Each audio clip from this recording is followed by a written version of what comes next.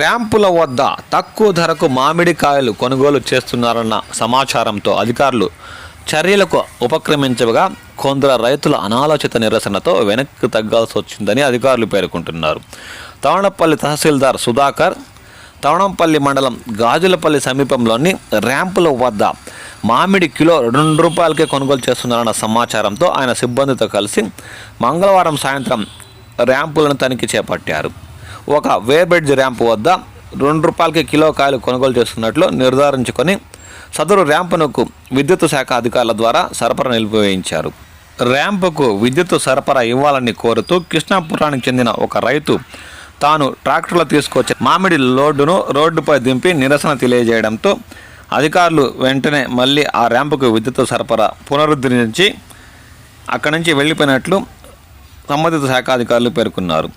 ప్రభుత్వ మద్దతు ధరకు మామిడి కొనుగోలు చేయని ర్యాంపులపై చర్యలు తీసుకుంటే రైతులే వారికి మద్దతు తెలుపడంతో ఏమీ చేయలేకపోయామని తహసీల్దార్ సుధాకర్ ఆవేదన వ్యక్తం చేశారు.